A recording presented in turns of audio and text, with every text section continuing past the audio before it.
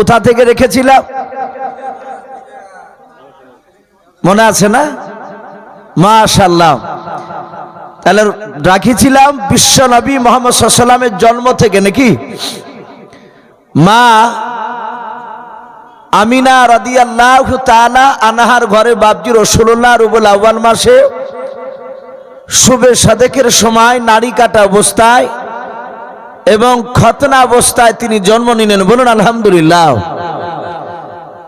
এ বিশ্ব নবী দুনিয়ার বুকে জন্ম নেওয়ার পরে নবীকে বাপজি প্রথম যে 4টে মেয়ে রাসূলকে বাপজি তারা কোলে নিয়েছিল, যে 4 জন নারী বাপজি তারা দুনিয়ার কোন নারী সেই সময় তখন তারা বাস করতো না দুনিয়াতে, তারা জান্নাত থেকে বাপজি 4টে নারী এসেছিল। 4 জনাতি তারা রাসূলকে বাপজি স্বাগতম জানিয়ে আমিনার কোলে ফেরত দিয়ে তারা সোজা চলে যাচ্ছে। মা আমিনা ডাক দিয়ে বললেন, ওগো আমার 4 বোন, বলো তোমাদের পরিচয় তো আমাকে দিলে না, তোমাদের একটু পরিচয়টা আমাকে দিয়ে যাও। প্রথম নাম্বার মেয়েটা ডাক দিয়ে বলেছিল, বোন আমিনা তুমি আমাকে চিনতে পারো নাই। হযরতে আমিনা রাদিয়াল্লাহু তাআলা আনহা ডাক দিয়ে বলেছিল, বোন আমি তোমাকে চিনি না, একটু তোমার পরিচয়টা তুমি দিয়ে দাও। প্রথম নাম্বার মেয়েটা বলেছিল, আমিনা আমি হযরতে আদম শফিউল্লাহ আলাইহিস সালামের বিবি হযরতে মা হাওয়া আলাইহা সালাম। বলুন সুবহানাল্লাহ। হযরতে আমিনা 2 নাম্বার মেয়েটাকে ডাক দিয়ে বলেছিল, বোন তোমার পরিচয়টা তুমি দিয়ে দাও। 2 নাম্বার মেয়েটা বলেছিল, বোন আমিনা তুমি আমাকেও চিনো না। বলে না, আমি তোমাকেও চিনি না। 2 নাম্বার মেয়েটা বলেছিল, আমিনা আমি হযরতে ইব্রাহিম খলিলুল্লাহ আলাইহিস সালামের বিবি হযরতে মা হাজারা আলাইহা সালাম। 3 নাম্বার মেয়েটা বলেছিল, বোন তুমি আমাকেও চিনো না। বলে নাও। বলে আমি হচ্ছি হযরতে ঈসা রুহুল্লাহ আলাইহিস সালামের জনম দক্ষিণী মা হযরত মরিয়ম আলাইহা সালাম। 4 নাম্বার মেয়েটা বাবা মাথা নিচু করে দাঁড়িয়ে হযরতে আমিনা ডাক দিয়ে বলেছিল, বোন তুমি বলো তোমার পরিচয়টা কেন তুমি দাও নাই। 4 নাম্বার মেয়েটা ডাক দিয়ে বলেছিল, আমিনা প্রথম মেয়েটা মাথা উঁচু করে বলেছিল, নবীর আমি বিবি। দ্বিতীয় মেয়েটা বলেছিল, আমি নবীজির বিবি। 3 নাম্বার মেয়েটা বলেছে, আমি নবীজির জন্ম দক্ষিণী মা। ওরে আমিনা আমি এমন একজনের বিবি আমার স্বামীর নাম নিতে বড্ড লজ্জা পাই। আমিনা বলে, বোন লজ্জার কোনো কারণ নাই, তুমি তাড়াতাড়ি বলো। ওই 4 নাম্বার মেয়েটা বলেছিল, আমিনা সারা পৃথিবীর মানুষ আমার স্বামীকে কেউ ভালো বলে না। বেঈমান যে দুনিয়ার বুকে খোদা দাবি করেছিল, কোরআন শরীফে পাওয়া যায়, আনা রাব্বুকুমুল আলা। ওই 3 নাম্বার নয় 4 নাম্বার মেয়েটা বলেছিল, বোন আমিনা ওই বেঈমান ফেরাউনের বিবি হযরতে আসিয়া আলাইহা সালাম। বলুন সুবহানাল্লাহ। 4টে মেয়ে বলি বাপজি তারা অদৃশ্য হয়ে গেল। রাসূল আমিনার কোলে আছে আমার বিশ্ব নবী দরদি নবী জনাবে মুহাম্মদ রাসূলুল্লাহ সাল্লাল্লাহু তাআলা আলাইহি ওয়াসাল্লাম। নবী দুনিয়ার বুকে বাপজি জন্ম নেওয়ার পরে রাসূল আমার কটা মেয়ের দুধ পান করেছিল বাপজি মনে আছে আপনাদের কারো? নবী আমার দুনিয়ার বুকে বাপজি মেয়ার দুধ পান করেছিলেন 4টে মেয়ার। বলুন আলহামদুলিল্লাহ। তাহলে কটা বললাম? 4টে মেয়ের। প্রথম নাম্বার দুধ পান করেছিলেন হযরতে আমিনার। ওই রাত্রিতে আবুল আহাবের বাপ যে একটা দাসী ছিল, নবীজির চাচা আবুল আহাব, আবু তালিবের ভাই। এই আবুল আহাবের কয়েকটা দাসী ছিল, তার মধ্যে একটা সোয়াইবিয়া বলে বাপ যে একটা মেয়ে ছিল। সে প্রতিদিন সকালবেলায় ফজরের সময়, যেই সময় মুয়াজ্জিন আজান দেয় সালাতু খায়রুম মিনান নাওম, ওই সময় প্রতিদিন বাপজি সে রাত্রিবেলা উঠতো। ও সেদিনে উঠেছে, ওঠার পর দেখছে আসমান থেকে বাপজি রডের মতো আলা আমিনার ঘরে এসে পড়েছে। বলুন আলহামদুলিল্লাহ। সোয়াইবিয়া বলে আমি আমিনার ঘরে চারিদিকে দেখলাম, মনে হচ্ছে অনেকগুলো মানুষ গিজ গিজ গিজ গিজ করছে, তারা ঘোরাফেরা করছে। সিরাতে হালবিয়া কিতাবটিতে এসেছে, এক নাই দুই নাই, আমার বিশ্ব নবীকে বাপজি স্বাগতম জানাতে আল্লাহর তরফ থেকে আমিনার বাড়িতে 70,000 রহমতের ফেরেশতা এসেছিল। বলুন আলহামদুলিল্লাহ। হযরত সোয়াইবিয়া তার মালিক আবুল আহাবের কাছ থেকে বাপজি অনুমতি না নিয়ে সোজা দৌড়ে গেছিল, দেখি যায় দিনি, আমার ছেলেও তো ঘুমিয়ে আছে,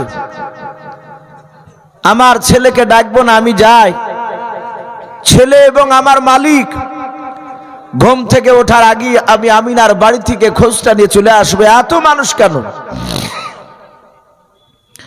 সোয়াইবিয়া কাছে গিয়ে দেখে আমিনার কোলে বাপজি একটা মনে হচ্ছে পূর্ণিমার চাঁদ বসে আছে। বলুন সুবহানাল্লাহ। সোয়াইবিয়া দেখে অবাক, ডাক দিয়ে বলে, এই বোন, এ বাচ্চা কার? বলে বাচ্চা হচ্ছে আমার বাচ্চা। বলে বাচ্চা দিবা না?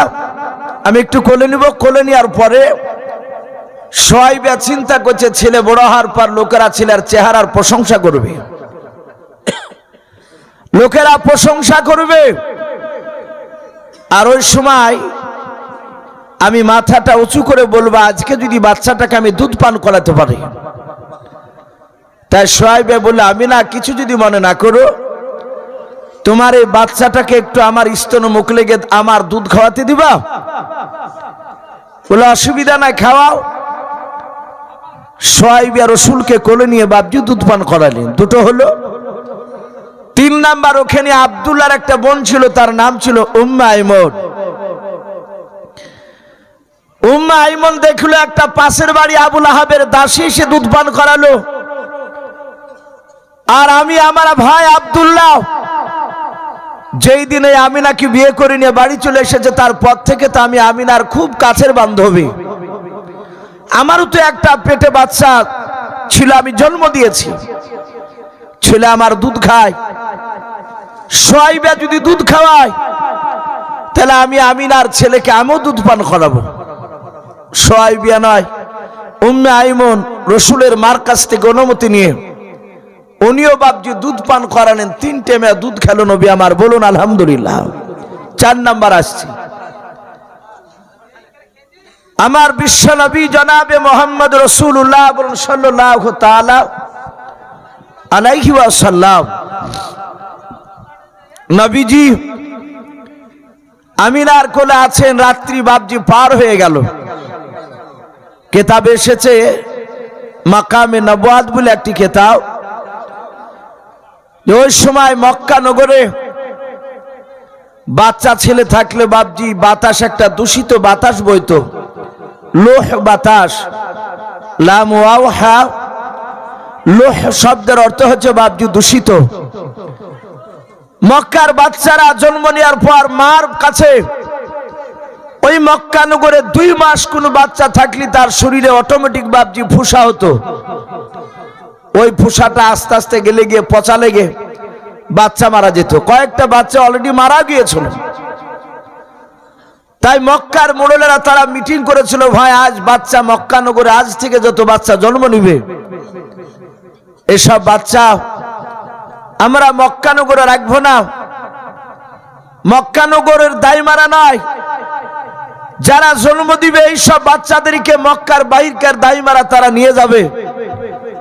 তারা টানা 6 বছর পর্যন্ত 5-6 বছর পর্যন্ত বাড়িতে রাখবে, তারা লালন পালন করে নিয়ে এসে 6 বছর কিংবা 5 বছর বয়সে তার মার কাছে ফিরে দিবে। তাহলে সেই ছেলেগুলো আর মরবে না, আর বাচ্চা যে মানুষ করবে দাইমা তার বিনিময়ে অনেক টাকা তাকে দেওয়া হবে। এই রেওয়াজ বাবজি সেই সময় চালু হয়ে গিয়েছিল। হযরতে আমিনা 1 নয় 2 নয়, কেতাবে লিখেছে বাবজি 4 থেকে 5 দিন বাবজি মক্কা নগরের রাসূল তার মার কোলে ছিলেন। আমিনা বলছেন, ওগো আব্বা, আমার এই ছেলে মক্কা নগর থেকে যদি বাইরে না যায় তাহলে ছেলে তো মারা যাবে, এই ছেলেকে কে নিবে? বলে, মা নিশ্চয় ছেলে যখন পাঠিয়েছে দাইমা আল্লাহ পাঠিয়ে দিবে। 5 দিনকার দিন সকালবেলায়, যেমন বাবজি আপনাদের এই যে শিল্প করে যে রোড, এইরকম বাবজি রোডের ধারে হযরতে আমিনা রাসূলকে কোলে করে নিয়ে দাঁড়িয়ে আছে নবীর সাথে, নবীর দাদা আব্দুল মুত্তালিবও দাঁড়িয়ে আছে। দাইমা আসবে তাদেরকে দিবে। আমিনা কোলে করে নিয়ে রাসূলকে দাঁড়িয়েছেন। প্রথমে একটা দাইমা আসলো, দাইমাটার নাম কেতাবে এসেছে রুকিয়া বিনতে আবু জোহাস। ওই রুকিয়া মেয়েটা হযরতে আমিনার কাছে এসে বলেছিল, আমিনা এই বাচ্চা কার? বলে, বাচ্চা তো আমার। বলে, বাচ্চা দিবে না? বলে, কেন দিব না? দেওয়ার জন্য তো দাঁড়িয়ে আছি। হযরতে আমিনার কাছ থেকে রুকিয়া মেয়েটা বাবজি নিয়ে নিল, আমি ছেলেটাকে মানুষ করব। এত সুন্দর বাচ্চা পৃথিবীতে প্রথম দেখলাম। হযরতে আমিনার কোল থেকে নিয়ে রুকিয়া বাবা চুমা দিতে শুরু করে দিল। চুমা দিতে দিতে দিতে দিতে দিতে দিতে বাবা যখনই শেষের বেলা জিজ্ঞাসা করলো, আমিনা এই ছেলের আব্বা কি কাজ করে একটু খুলে বলো। হযরতে আমিনার চোখ দিয়ে পানি গড়তে লাগলো। রুকিয়া দাইমা ডাক দিয়ে বলেছিল, বল আমিনা তুমি কেন কান্না করেছো? বলে, আমি শুধু বলেছি ছেলের আব্বা কি কাজ করে বলো। হযরতে আমিনা ডাক দিয়ে বলেছিল, বল এ ছেলের আব্বা পৃথিবীর বুকে কোনো কাজ করে নাই।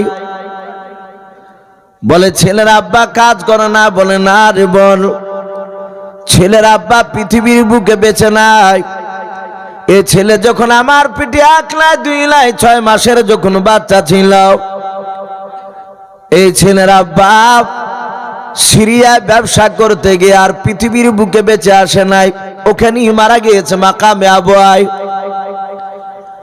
হযরত রুকিয়া বলল, বল আমিনা বাপ মারা ছেলে? বলে, হ্যাঁ। বলে, ছেলে তোমার আমি নিব না, ছেলে নিয়ে লালন পালন করবো না। বলে, কেন বল? বলে, বাপ মারা ছেলে নিয়ে গেলে বেশি টাকা পাওয়া যাবে না। আমিনা রাসূলকে বাপ যে কোলে নিয়ে নিলেন। দ্বিতীয় নাম্বার মেয়েটা এসেছিল, মেয়েটার নাম কিতাবে লিখেছে হযরত বাপ যে আপনার ফাতেমা বিনতে আবু কুবা। ফাতেমা আমিনার কাছে এসে বলেছিল, বলে এত সুন্দর বাচ্চা কার? বলে, আমার। বলে, বাচ্চা দিবা না? বলে, কেন দেব না? দেওয়ার জন্য তো দাঁড়িয়ে আছে। ওই 2 নাম্বার দাইমা মেয়েটা নবীকে কোলে নিয়ে চুমা দিতে শুরু করে দিল। শেষের বেলা যখন শুনল ছেলের আব্বা বিছানায়, নবীর আব্বা বিছানায়, রুকিয়ার মতো বাপ যে ফাতেমা বাপ যে রাসূলকে কোলে নিল না, ফেরত দিয়ে দিল। এভাবে সেরাতে হালবিয়া কিতাবটিতে পাওয়া যায়। সকাল থেকে বাপজি সন্ধ্যা লেগে গিয়েছে, 1 নয় 2 নয় 70টা বড় বড় দাইমারা তার রাসূলকে কোলে নেওয়ার পর যখন শুনে নবীজির আব্বা বেঁচে নাই, তখন আর কেউ বাপজি নিল না। হযরতে আমিনা নবীজিকে কোলে নিয়ে চুমা দিয়েছেন আর কান্না করেছেন। বলেন, আব্বা আমার এই ছেলেকার মনে হয় পৃথিবীর বুকে বাঁচানো যাবে না। বলে কেন রে মা? ও আব্বা 1,02,70,টা দাইমা, তারা কেউ বাপজি আমার রসুলকে তারা নিল না, আমার বেটাকে নিল না, বাপ মারা বলে। আর দাইমা না, এরা আজকে চলে গেলে আগামী কাল আবার আসবে মনে হয়। আসার পর এরা দূর থেকে আর আমার কাছে আসবে না, বাচ্চাকে নেবে নাও। ও আব্বা, আমার আল্লাহ কেন এত সুন্দর বাচ্চা আমাকে দিল, কেন দাইমা পাঠিয়ে দেয় নাই? বলে মা কাঁদিস না, আল্লাহ দাইমা পাঠিয়ে দেবে। বলে আর দাইমা থাকতে পারে না, সব দাইমারা দেখে তারা কেউ নেয় না। কেতাবে লিখেছে বাপজি হালিমাতু সাদিয়া রাদিয়াল্লাহু তাআলা আনহা বলে বাপজি একটা মেয়ে ছিল, তার বাড়ি ছিল বাপজি আপনার মক্কার বাইরে। হালিমা বলেন আমি একাই নাই, আমার স্বামী শাহিদকে নিয়ে পাতলা দুমলা উঠেছে এসেছিলাম মক্কা নগরে বাচ্চা খুঁজতে। আমি মক্কার অনেক রাস্তায় ঘুরলাম, একটা বাচ্চাও পড়ে না আমাদের সামনে। ওট বেশি কোন বাবা চলতে পারতো না, কিছুটা যাওয়ার পর ওট আপনার হেঁপে যেত, এলে যেত। আধ ঘন্টা হাঁটলে বাপ যাবার 1 ঘন্টা ওটটাকে রেস্ট দিতে হতো। হযরতে হালিমাতু সাদিয়া বলেন সন্ধ্যা লেগে গিয়েছে, মক্কার চৌরাস্তার মোড়ে গিয়ে দাঁড়িয়ে গেলাম আমরা। আমার স্বামী শাহিদকে বললাম, স্বামী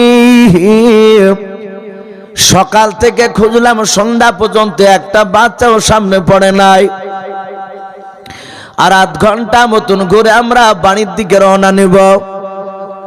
ওগো আমার প্রাণের স্বামী, আমরা পশ্চিম দিকে রাস্তাটায় যাব না, উত্তর দিকে রাস্তাটা একটু কিছুটা গিয়ে আবার ঘুরে চলে আসব। বলে হালিমা পশ্চিম দিকে কেন যাবে না বলো? বলে পশ্চিম দিকে যাওয়া যাবে না, কারণ অনেকগুলো দাইমাকে রাস্তায় যেতে দেখেছে, মানে 70টা দাইমা। ওই রাস্তায় বাচ্চা থাকার কথা নাই। হালিমাতু সাদিয়া বলেন স্বামী স্ত্রী দুজনায় আলোচনা করে বাবা যাতে লাগাম ধরে উত্তর দিকে রাস্তার দিকে উঠতে নিয়ে যেতে শুরু করলাম। ওটা উত্তর দিকে গেল না, সোজা পশ্চিম দিকে রাস্তার দিকে দৌড়াতে লাগলো। বলুন সুবহানাল্লাহ।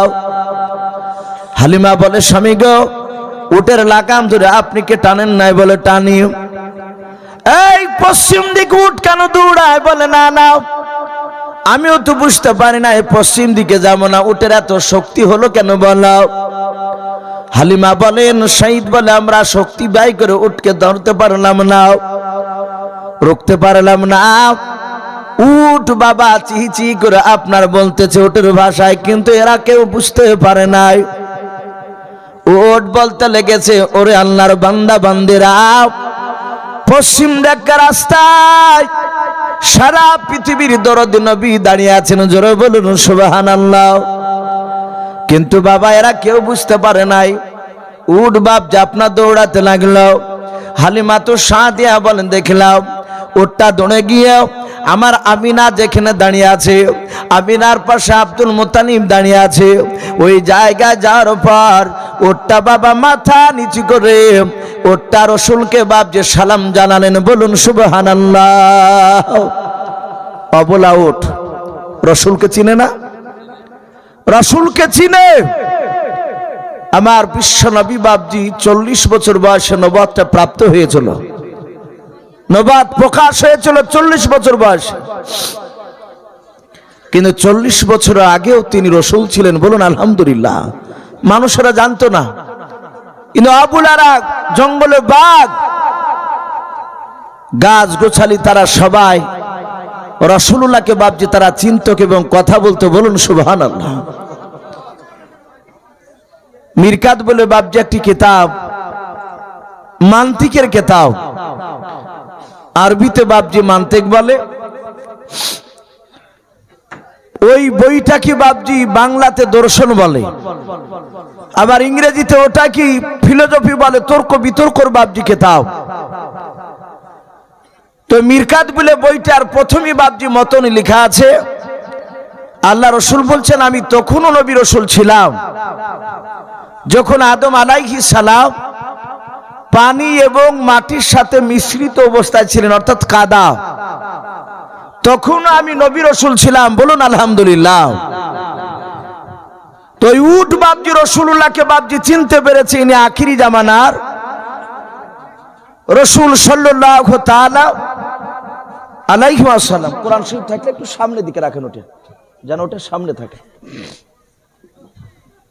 এবার বসুন, অসুবিধা নাই। হযরতে আমিনা নয়, হালিমা বলে দেখলাম ওটটা গিয়ে রসুলের কাছে গিয়ে মাথাটা নিচু করলো। আমি রসুলের কাছে গিয়ে হাত বাড়ালাম, রসুলকে যখন আমি স্পর্শ করলাম, আমি যে উটের লাগাম ধরে রুখার চেষ্টা করেছিলাম, এ টানতে গিয়ে আমার শরীর ক্লান্ত হয়ে গিয়েছিল, গোটা শরীর দিয়ে পেশানি ঘাম বের হচ্ছিল। আমি যাহাতে রসুলুল্লাহর হাতে হাত দিলাম, নবীর পবিত্রময় বরকতময় শরীরে আমার হাত থেকে আমার গোটা শরীরখানা শীতল হয়ে গেল, বলুন আলহামদুলিল্লাহ। শরীর ঠান্ডা হয়ে গেল। রসুলকে কোলে নিলেন, কোলে নেওয়ার পর আমিনা বাবজি নয়, হালিমাতুস সাদিয়া রসুলকে কোলে নিয়ে চুমা দিছে। এত সুন্দর বাচ্চা পৃথিবীতে আমি প্রথম দেখলাম। আমার আমিনা বাবজি দাঁড়িয়ে দাঁড়িয়ে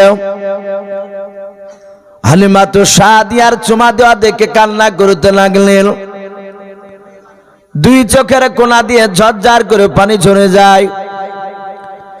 হযরত হালিমাতুস সাদিয়া ডাক দিয়ে বলেছিল, বোন আমিনা, তুমি কি বাচ্চা আমাকে দিবা না? বলে কেন দিব না? যদি বাচ্চাই দাও তাহলে অমন করে আমার দিকে তাকে থেকে কেন কান্না করেছো বলো? আমিনা বলে, বোন হালিমা, আমি তোমার ছোমা দেওয়া দেখে কান্না করতেছি। বলে কেন? বল কান্না করেছো বলো। বলে বোন হালিমা, তোমার আগে একটা নাই দুইটা না 70টা দাইমা তোমার মতো তারা চুমা দিয়েছিল। সবাই মিলে আদর করেছিল আমার কলিজা টুকরা ছেলেকে নেব বলে।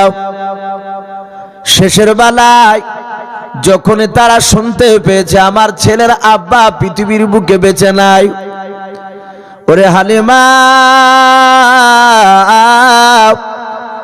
আমার ছেলেকে তারা কেউ নেয় না, তারা ফেরত দিয়ে চলে গিয়েছে। আমার মনে হয় হালিমা, তুমিও চুমা দেওয়ার পর তাদের মতো হয়তো শেষের বেলা জানতে পেরে আমার ছেলেকে হয়তো ফেরত দিয়ে যাবা বলে আমি ওই দিকে লক্ষ্য করে আমি কান্না করতেছি। হালিমাতুস সাদিয়া উনিও কাঁদতে লাগলেন। বলে বোন, আমি গরিব মানুষ, আমি অর্থহীন গরিব, আমি বড় আশা করে এসেছিলাম যে আমার একটা ছেলে আছে, তার নাম হচ্ছে আব্দুল্লাহ। মক্কা নগরে আরেকটা যদি বাচ্চা পায় তাহলে একই সঙ্গে দুই ছেলে মানুষ হবে, তার বিনিময়ে হয়তো আমি কিছু টাকা পাবো। কিন্তু বোন রে, তুমি যখন কান্না করেছো 70টা মেয়ে যখন নাইলি, আমি খুদার কসম করে বলছি তোমার কাছে টাকা লাগবে না, বলুন আলহামদুলিল্লাহ। আমি ফ্রিতে আমি তোমার ছেলেকে আমি মানুষ করব এবং আমার ছেলের চেয়ে আমি তোমার ছেলেকে বেশি ভালো লক্ষ্য রাখবো। বন্ধ কাঁদিস না আবিনা। হযরত হালিমাতুস সাদিয়া নিজের কাপড় দিয়ে হযরত আমিনার দুই চোখের কোনাকে বাবজি মুছে দিলেন পানি। বলে বোন চিন্তা করো না, আমি নিয়ে চলে গেলাম, যখন যখন মন চাইবে তখন তুমি গিয়ে আমার বাড়িতে দেখে আসবা। রসুলকে বাবজি হালিমাতুস সাদিয়া নিয়ে চলতে লাগলেন। আমার দরদি নবী জনাবে মুহাম্মদ রাসূলুল্লাহ সাল্লাল্লাহু তাআলা আলাইহি ওয়াসাল্লামকে বাবজি হালিমাতুস সাদিয়া বলেন আমি কোলে করে নিয়ে আমার এরিয়াতে চলতে লাগলাম। যখনই আমার এলাকায় পা দিলাম, আমার বাড়িতে যখন ঢুকতে গেলাম দেখলাম আমার বাড়ির সামনে আমার 6 থেকে 7টা ছাগল সব সময় বাঁধা থাকতো। যে ছাগলগুলো দাঁড়াতো না, শুয়ে থাকতো, ছাগলগুলোর স্তনে দুধ তো থাকতো না। আমি যখন নবী কিনে আমার ঘরের দিকে আমি পা দিলাম, রাসূলের বরকতে দেখলাম ছাগলগুলো দাঁড়িয়ে আনন্দ করছে। বলুন আলহামদুলিল্লাহ। তারা বুঝতে পেরেছে রাসূলুল্লাহ আসছে আমার বাড়িতে। আমি স্তনের দিকে তাকালাম, বিনা খাওয়াতে ছাগলের স্তনে দুধ ভরপুর হয়ে আছে। আমি গুরুত্ব দিলাম না। তো রাসূলকে বাড়িতে পৌঁছালাম নি। আমার শাহিদ ডাক দিয়ে বলে, ওগো হালিমা, সেই মক্কা নগর থেকে অনেকটা রাস্তা নিয়ে এসেছো, ছেলেকে ভোক লেগেছে, ক্ষুধা লেগেছে, ছেলেকে তোমার দুধ খেতে দাও। আমি আমার ছেলেকে ডান দিকের স্তনে আমি মুখ লাগিয়ে দিলাম বিশ্ব নবীকে। নবী পেট ভরে দুধ খেলে। আমি চিন্তা করলাম একটা দুধে হয়তো পেট ভরেনি। হালিমা বলেন, আমার বাম দিকের স্তনে রাসূলকে আবার মুখ লাগাতে গেলাম।